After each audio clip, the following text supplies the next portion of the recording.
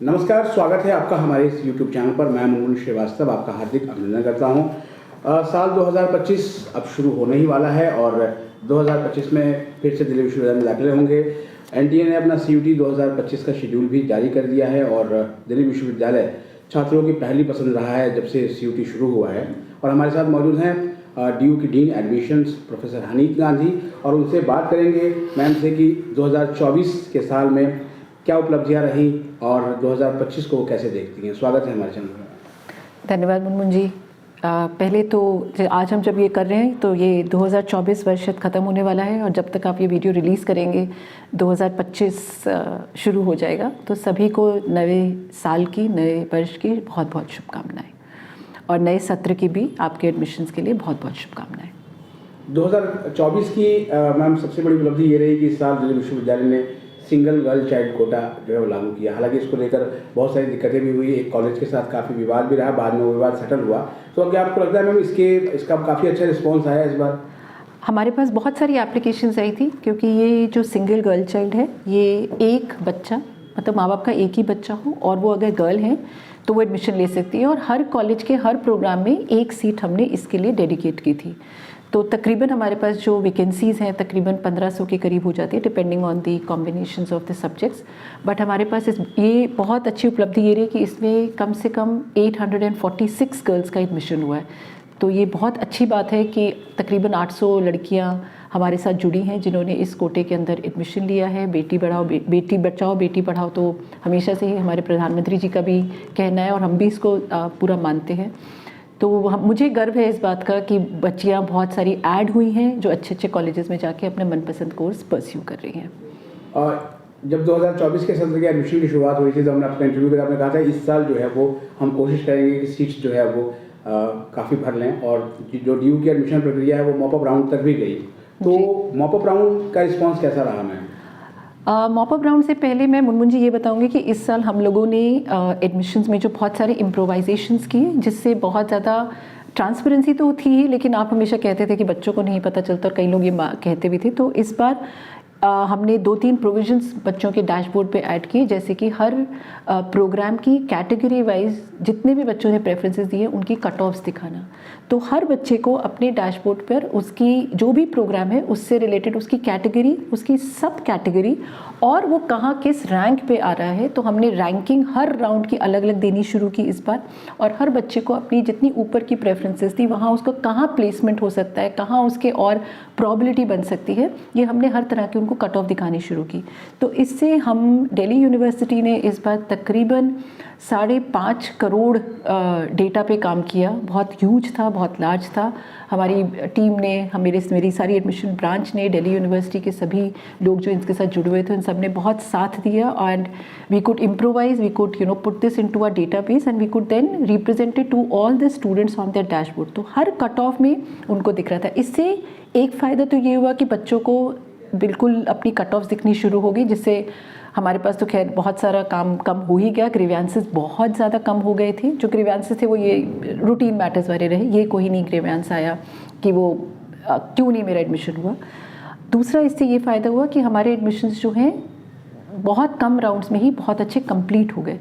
हमने सिर्फ एक ही स्पॉट राउंड निकाला था, यानी 3 रेगुलर राउंड्स निकाले थे, एक स्पॉट निकाला था CUET के बेसिस पर, और इससे हमारी काफ़ी सारी सीट्स भर गई थी क्योंकि मूवमेंट समझ में आ गई थी बच्चों को कि उनको कहाँ मिलेगा। इसके साथ साथ जो एक सावधानी ये हुई कि मेरे पास बहुत सारे बच्चे आए थे जिनको ये नहीं पता था कि प्रेफरेंसेस कैसी भरनी है, और बहुत सारी गलत जानकारी से उन्होंने अपनी प्रेफरेंसेस गलत भर दी थी। जब कट ऑफ दिखनी शुरू होगी तो अब उन्हें समझ में आ गया कि उनकी प्रेफरेंसेस किस तरह से भरनी चाहिए। आप ये देखिए कि आपको कौन सा कोर्स चाहिए। आप इस बात पर मत जाइए कि मुझे दिल्ली विश्वविद्यालय के कौन से कॉलेज में कहाँ तक की कट ऑफ जाएगी। वो फ्लक्चुएट होती हैं, कौन सा बच्चा कहाँ भर रहा है ये आप कोई भी अंदाज़ा नहीं लगा सकता, लेकिन आप अपनी प्रेफरेंसेस अपने हिसाब से भरिए। तो ये भी मुझे बहुत लोगों से जानकारी मिली कि उनको ये फ़ायदा हो गया, उनको एक्चुअली समझ में आ गया कि अब हमें प्रेफरेंसेस कैसे भरनी है।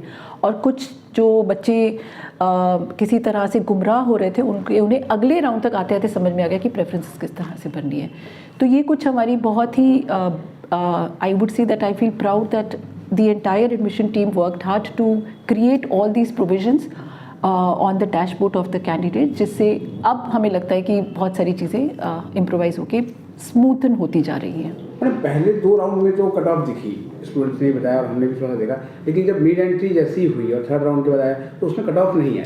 नहीं, कट ऑफ आ रही थी। मिड एंट्री में क्या होता है कि बच्चे जो है, जो पुराने बच्चे किसी भी प्रोविज़न के थ्रू अगर बाहर हो गए थे पहली 2 लिस्ट में, तो वो दोबारा ऐड हुए थे। कट ऑफ तो उस राउंड में भी दिखी थी लेकिन उसमें हम जो ECA स्पोर्ट्स या जो सुपर न्यूमरी है उनकी कट ऑफ नहीं हमने दिखाई थी।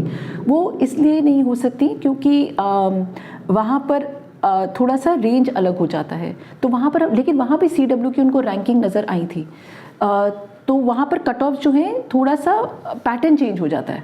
कट ऑफ तो हर राउंड में दिखी, स्पॉट में भी कट ऑफ दिखी हैं, रैंकिंग स्पॉट में भी दिखी हैं, हर राउंड में दिखी है। एक और भी सवाल था मैम, खासतौर पर पेरेंट्स के मन में कि मॉप अप राउंड जब निकाला गया तो उसमें बहुत ही लिमिटेड कोर्सेज और लिमिटेड कॉलेजेस आए, सारे कॉलेजेस में भी सीटें खाली थी, उनका ये कहना था। देखिए, ऐसा होता है कि जब हम मॉपअप करते हैं तो मॉपअप के रूल्स भी चेंज हो जाते हैं। मॉपअप कुछ कॉलेजेस की रिप्रेजेंटेशंस थी जहाँ पर बहुत ही कम एडमिशन्स हुए थे, और ये हमने पिछले से पिछले साल भी किया था।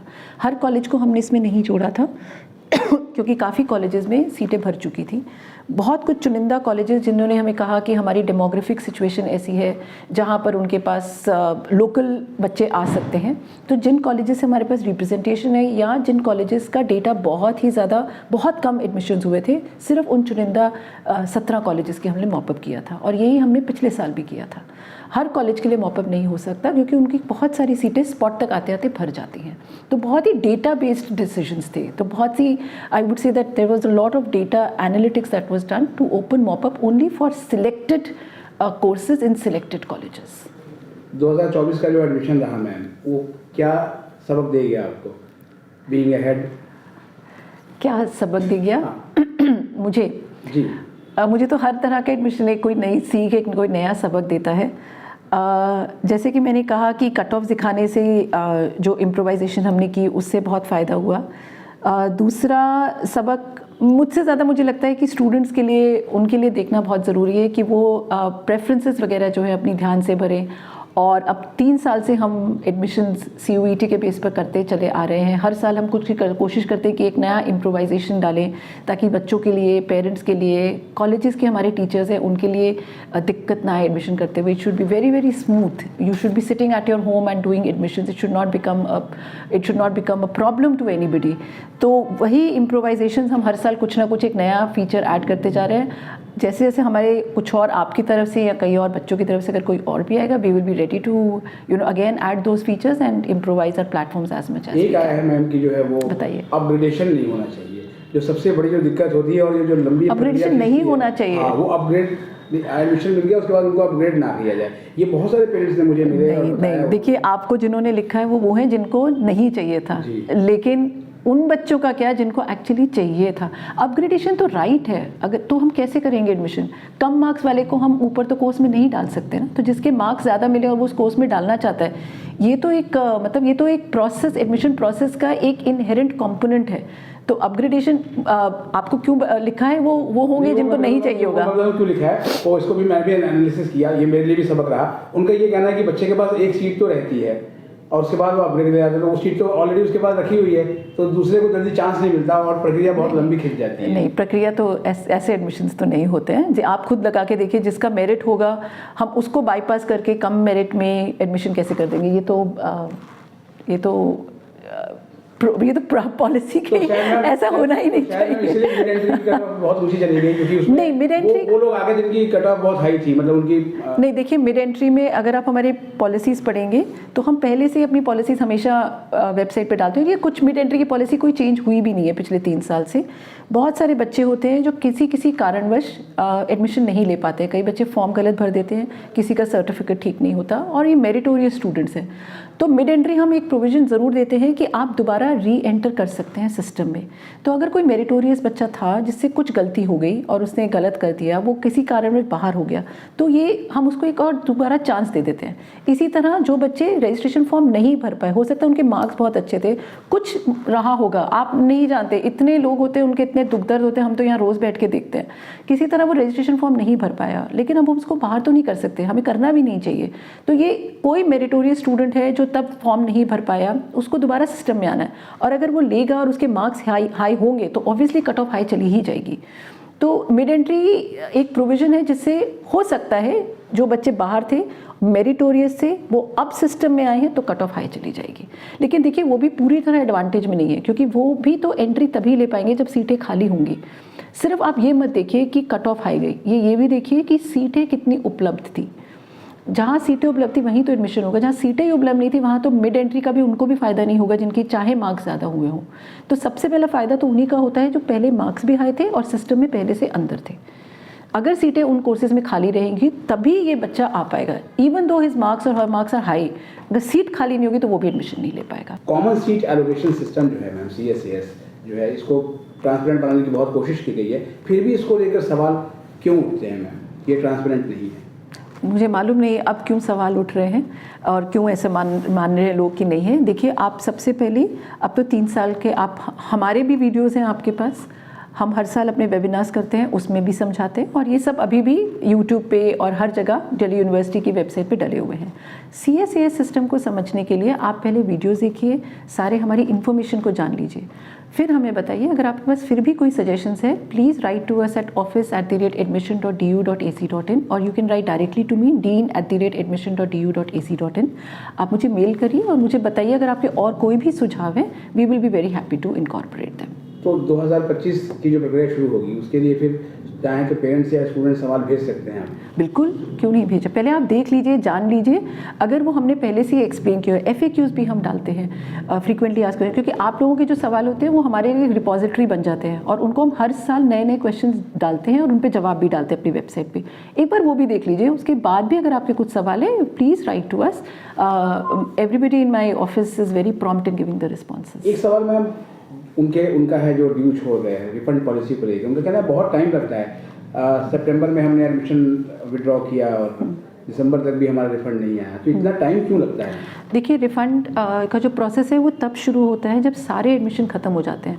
यानी हम 31 अक्टूबर तक हमने वेट किया जो लास्ट डेट ऑफ एडमिशन थी। आपने हो सकता है जल्दी एडमिशन कैंसिल कर दिया होगा, बट ऐसे भी बच्चे हैं जो बाद में भी कैंसिल करते हैं। तो हम रिफ़ंड तभी पूरी प्रक्रिया शुरू होती है जब सब एडमिशन्स क्लोज हो जाते हैं। उसके बाद फिर हम डेटा रिकनसाइल करना शुरू करते हैं, उसमें थोड़ा सा टाइम लग जाता है। इसीलिए हमने अपनी CSAS डॉक्यूमेंट और बुलेटिन में भी लिखा हुआ है कि refund will start after the last date of admission, और उसके बाद हमें 1.5 से 2 महीने लग जाते हैं। सारा डेटा इतना यूज होता है उसको कंपाइल करने में।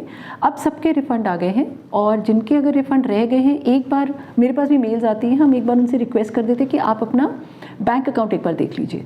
अगर आपके बैंक अकाउंट में रिफ़ंड आ गया है, कई बार बच्चे हमें लिख रहे होते हैं लेकिन अपना बैंक अकाउंट चेक नहीं करते हैं, वो चेक कर लीजिए, शायद आपका रिफ़ंड आ ही लेकिन मैम लिखने के बाद तो वो कहते हैं कि मेल का जवाब भी नहीं आता है। कई मेल भेजी, उसके बाद शायद जो है वो एक बच्चे ने लिखा कि 4-5 मेल मैंने की, उसके बाद UGC की फ़ी निवारण को भी किया, उसके बाद तब आया है कि आप DU के फिनांस ब्रांच को कांटेक्ट करें। हाँ, तो ये हो सकता है उस समय उसमें चल रहे होंगे, लेकिन अब अगर अभी आपके पास नहीं आया है तो हम हमेशा हर साल की एक प्रोसेस होता है, फाइनेंस ब्रांच क्या करता है, इसके बाद एक फॉर्म निकालता है। कई बच्चों का IFSC कोड नहीं था या ख़राब या ठीक से नहीं भरा था या अकाउंट नंबर ठीक से नहीं डाला होगा, तो उनका रिफ़ंड जो है बाउंस बैक कर गया होगा। अब हमारे पास वो केसेस आने शुरू हो जाएंगे बहुत जल्द जिनका किसी कारणवश रिफ़ंड जो है बाउंस कर गया। तो अभी भी अगर आपका रिफ़ंड, एक बार अपने बैंक चेक कर लीजिए। अब इसके बाद हम ये प्रक्रिया शुरू करते हैं कि किसी का भी रिफ़ंड अगर बाउंस बैक कर गया है तो फाइनेंस उनके लिए एक फॉर्म निकालता है और उनसे कहता है वो अपनी दोबारा इन्फॉर्मेशन दे दीजिएगा। तो ये अब हमारा सेकेंड फेज़ ऑफ रिफ़ंड होता है, जिसमें जिन लोगों का इन रीजंस की वजह से अगर रिफ़ंड नहीं गया होगा तो उनके पास अब फिर उसमें 1-1.5 महीना लग जाता है, क्योंकि कुछ दिन तक तो हम एप्लीकेशंस इनवाइट करते हैं, फिर कंपाइल करते हैं, फिर चेक करते हैं कि जेन्युइन है कि नहीं है, और फिर उसके बाद उसका फाइनेंस ब्रांच शुरू कर देता है। जो रिफंड होगा वो प्रोसेस पूरा होने के बाद ही होगा? हाँ हाँ, इसलिए उसमें टाइम लगेगा ही लगेगा। बिल्कुल। देखिए इसमें क्या होता है कि क्योंकि हमारे यहाँ मूवमेंट बहुत है बच्चे की, फर्स्ट राउंड में उसने, जैसे अभी आपने ही देखा मिड एंट्री है, फर्स्ट राउंड में आपने एडमिशन लिया, कैंसिल कर दिया, बच्चे ने थर्ड मिड एंट्री में आके दोबारा एडमिशन ले लिया, तो हम उनका पैसा वापस कर देंगे, फिर वापस आएगा। तो हम कोशिश करते हैं कि हम उसको होल्ड करके पूरा अपना डिसीजन ले लीजिए, सभी बच्चे जब ले लें उसके बाद हम लास्ट डेट ऑफ एडमिशन के बाद पूरी रिफंड, क्योंकि यहाँ मूवमेंट बहुत है दिल्ली यूनिवर्सिटी में, कोई किसी कैटेगरी में चला जाता है, कोई ECA में चला जाता है, कोई स्पोर्ट्स में चला जाता है, तो जब तक कोई मॉपअप में फिर एडमिशन ले लेता है तो बच्चों को बार बार पैसा ना देना पड़े, उनके वॉलेट में वो पैसा रहे, उसके बाद हम उसको तब रिफ़ंड करें जब हमारे पूरे एडमिशन, क्योंकि कभी भी आपको हो सकता है अपने वॉलेट से दोबारा एडमिशन के लिए पैसे देने पड़े, इसलिए हम उसको थोड़ा सा होल्ड कर लेते हैं। एक सवाल मैम जो है वो ईयर एंड आते आते जो है वो पेरेंट्स और स्टूडेंट्स के मन में है कि दिल्ली विश्वविद्यालय 2025 में सीयूटी का पार्ट होगा। बिल्कुल होगा, सारे एडमिशन सीयूईटी के बेसिस पे ही होंगे, इसमें तो कोई डाउट नहीं है। क्योंकि जब मॉपअप राउंड में 10+2 के आधार पर भी एडमिशन खोले गए तो उनको लगा है कहीं दिल्ली विश्वविद्यालय अगले साल जो है वो नहीं, देखिए मॉपअप राउंड जो है वो हमेशा, जैसा कि आपको अभी आपने जाना भी होगा और 5 मिनट पहले ही मैंने ये बताया भी कि ये सिर्फ बहुत ही कुछ चुनिंदा कॉलेजेस के लिए था जहाँ सीटें नहीं भरी थी। इसका मतलब हमारे 85% जो कॉलेजेस थे उनमें सीयूईटी के बेसिस पे ही एडमिशन हुए थे। और अगर इस साल हमारे सारे एडमिशन सारे कॉलेजेस में सीयूईटी के बेसिस पे हो जाएंगे तो हो सकता है मॉपअप हमें करने की ज़रूरत भी ना पड़े। तो मॉपअप के ऊपर मत रिलाई करिए, आप मेन बॉडी को देखिए, मेन एडमिशन जो है वो सीयूईटी के आधार पर है। हमें नहीं पता, अगर हो सकता है इस साल हमें बहुत ही कम कॉलेजेस के लिए मॉपअप करना और हो सकता है ना ही करना पड़े अगर सब बच्चे, क्योंकि अब चौथा साल होगा और सीयूईटी से भर जाएगा तो फिर हो सकता है हमें मॉपअप करने की ज़रूरत भी ना पड़े। तो मॉपअप के ऊपर मत आधार बनाइए, आप अपना आधार सीयूईटी के बेसिस पे ही बनाइए। मैम सब्जेक्ट मैपिंग जो है वो ड्यू में मेजर क्राइटेरिया रहा है, इसकी वजह से सैकड़ों बच्चों के एडमिशन जो है वो होकर भी नहीं हो पाए। तो अभी जैसे यूजीसी ने कहा है कि आप उन कोर्सेज को भी कर सकते हैं जो आपने जो सब्जेक्ट जो 12वीं में नहीं पढ़े, तो इस बार क्या रहेगी ड्यू की पॉलिसी? देखिए डीयू ने तो ये तो सीयूईटी में पहले भी था, लेकिन डीयू ने पहले साल से ही सीयूईटी के यही कहा था कि आप पेपर उसी में दीजिए जो आपने क्लास 12th में पढ़े हैं। इसका आधार ये है कि आपको जो सब्जेक्ट आपने क्लास 12th में नहीं पढ़े हैं उनमें ज़्यादा आपको मेहनत ना करनी पड़े। आप सीयूईटी में आएंगे तो आपको एक अलग सब्जेक्ट 2 महीने में दोबारा प्रिपेयर करना पड़ेगा, तो क्यों ना वही सब्जेक्ट आप दीजिए सीयूईटी में जो आपने क्लास 12th में पढ़े हैं। और देखिए इसमें एडमिशन में फ़र्क नहीं पड़ता, जो सब्जेक्ट आपने 2 साल में पढ़े हो आपने अच्छी तरह से पढ़े हैं, आपने उनमें अच्छी जानकारी ली है और सीयूईटी का पेपर जो है आपकी उन्हीं टेक्स्ट बुक्स के ऊपर ही बेस्ड है जिसमें आपने तैयारी की है, उसी में आप सीयूईटी दीजिए। उसके बाद जब आप प्रेफरेंसेस हमारे यहाँ पास भरते हैं तो आप अपने स्ट्रीम चेंज कर लीजिए, आप साइंस से ह्यूमैनिटीज़ में आ जाइए, आप साइंस से कॉमर्स में चले जाइए, आप कॉमर्स से ह्यूमैनिटीज़ में चले जाइए, फ़र्क नहीं पड़ता, लेकिन आप तैयारी उसी में रखिए जो आपने क्लास 12th में पढ़े हैं। तो हम तो एक एकेडमिक रैशनल यही देते हैं कि क्योंकि आपने क्लास 11th और 12th में वो सब्जेक्ट पढ़ा है तो आप सीयूईटी उन्हीं में दीजिए। ये हम एज एकेडमिशियंस हम इस चीज़ को प्रमोट करते हैं और हम चाहते भी नहीं कि बच्चे अनड्यू एक सब्जेक्ट वो जो उन्होंने पढ़ा नहीं, आपको डिसएडवांटेज तो नहीं मिल रही ना, आप सीयूईटी में वही सब्जेक्ट पढ़ रहे हैं और उन्हीं के बेसिस पे आप मनचाही स्ट्रीम ले रहे हैं। सीयूटी जब से शुरू हुआ है मैम तो एक रिसर्च आया था पीछे कि बच्चे बोर्ड के एग्जाम्स पे उतना ध्यान नहीं देते, सीयूटी की प्रिपरेशन में ज़्यादा ध्यान दे रहे हैं। आप अब बोर्ड के एग्जाम भी अब 3 महीने बाद शुरू होंगे, प्री बोर्ड्स चल ही रहे हैं, तो क्या एडवाइस करेंगे आप मैम? देखिए आप ये मत लेके चलिए कि आपको सीयूईटी में देना है, क्या देना है। मैं आप एक सर्वे बता रहे हैं, हमने भी एक, क्योंकि हमसे ये सवाल बहुत लोग पूछते हैं, तो हमने भी एक शॉर्ट सर्वे किया था हमने कुछ रैंडम बच्चों के साथ सर्वे किया था और हमने पूछा था कि आपने कोचिंग ली थी, तो most of the students said we did not take a coaching, और ये अच्छे कॉलेजेस में बच्चे प्लेस थे। तो देखिए अगर आपने अपना 11th-12th के लिए जो पढ़ा है वही सीयूईटी में पूछा जाता है। सीयूईटी का पेपर आपका कभी आउट ऑफ सिलेबस नहीं होता, वो सिलेबस भी बता देते हैं, क्वेश्चन पैटर्न भी बहुत सिंपल है, क्वेश्चंस भी बहुत सिंपल है। तो अगर आप 11th-12th की तैयारी करें तो आपको सीयूईटी के लिए कोई अलग से तैयारी करने की ज़रूरत है नहीं। और आज तक मेरे पास कोई ऐसा केस नहीं आया कि सीयूईटी का पेपर डिफिकल्ट था। तो आप बोर्ड की तैयारी पूरी रखिए, बोर्ड पे पूरा ध्यान दीजिए, और वो बहुत ज़रूरी भी आपकी एकेडमिक ग्रोथ में। सिर्फ सीयूईटी नहीं है, एडमिशन्स एक तरफ होता है, दूसरी तरफ होता है कि जो आप एकेडमिक नॉलेज गेन करते हैं, दैट्स मोर इम्पॉर्टेंट। तो अगर आप कॉन्फिडेंटली, आपके कॉन्सेप्ट ठीक है, तो सीयूईटी में भी आप अच्छा ही करेंगे। जी, एक सवाल मैम कई पेरेंट्स का है, ये आज का लास्ट सवाल है, उनका ये कहना है कि जब सीयूटी का रिजल्ट आता है जनरली उसके बाद ड्यू अपना वेबिनार वगैरह शुरू करता है, तो सीयूटी का शेड्यूल आने के बाद से ही अगर ड्यू जो है वो अपना वेबिनार शुरू करे तो हमें काफ़ी जो है वो सहूलियत होगी। तो क्या ऐसी कुछ प्लानिंग रहेगी मैम इस बार? सॉरी, सीयूईटी के आने के बाद? हाँ, सीयूटी के अनाउंस होते ही जी जो है वो उसके बाद ही, ऐसा ना हो कि सीयूटी का रिजल्ट आने के बाद ड्यू वेबिनार शुरू करें। नहीं, हम अपने पहले वेबिनार जो है सीयूईटी के रजिस्ट्रेशन के साथ ही शुरू कर देते हैं। आपको सीयूईटी का फॉर्म कैसे भरना है, हमारा बुलेटिन जो है जैसे ही सीयूईटी यूजी लॉन्च होगा उसके साथ ही हमारा बुलेटिन भी आ जाता है। उसमें हम seat matrix, subject combinations, eligibilities, आपको सीयूईटी का फॉर्म कैसे भरना है इंग्लिश और हिंदी में हर साल हम निकाल देते हैं। तो हम आपकी सीयूईटी में भी मदद करते हैं, सिर्फ सीसास में मदद नहीं करते हैं, हम आपका सीयूईटी फॉर्म फिल करने में भी मदद करते हैं। तो वो हम हमेशा निकालते हैं, हमारे पिछले 2 साल के आप वीडियोस देखेंगे तो है, और इस साल भी जैसे ही सीयूईटी होगा हम ज़रूर निकालेंगे। जी, और मैम एक सवाल और आ गया, वो प्रेफरेंस शीट का जो आपने शुरू में बात करी थी कि स्टूडेंट्स का ये कहना है कि प्रेफरेंस शीट ही जो है वो मेजर रोल प्ले करती है। गलत प्रेफरेंसेस की वजह से वो ऐसे, क्योंकि जब बच्चे कॉलेज में मिलते हैं तो वो कहते हैं हमने प्रेफरेंस भरा ही नहीं था, हमने उसको टॉप पे रख दिया, वही अलॉट हो गया और हम चेंज नहीं कर सकते थे। देखिए बहुत सिंपल कॉन्सेप्ट है, इतना कोई कॉम्प्लिकेटेड कॉन्सेप्ट नहीं है, सिंपल कॉन्सेप्ट है। जिस कोर्स जिस कॉलेज में आप पढ़ना चाहते हैं उसी को आप क्रमबद्ध करिए। आप इस पे मत जाइए कि मेरे मार्क्स क्या थे या उसके मार्क्स कितने थे या कट ऑफ कहाँ तक गई। कट ऑफ फ्लक्चुएट होती ही है, मार्क्स फ्लक्चुएट होंगे, रैंकिंग फ्लक्चुएट होंगी। आपको जिस कोर्स में एडमिशन लेना है आप उसको उसी सीरीज में सीरिएट करिए, उसी ऑर्डर में आप भरिए और फिर हम आपको ऊपर लेते चले जाएंगे। इतना सिंपल सी बात है। बहुत बहुत धन्यवाद मैम हमें समय देने के लिए और आपको नव वर्ष की बहुत बहुत शुभकामनाएं। आपको भी और आपके सभी श्रोताओं को नव वर्ष की हार्दिक शुभकामनाएं।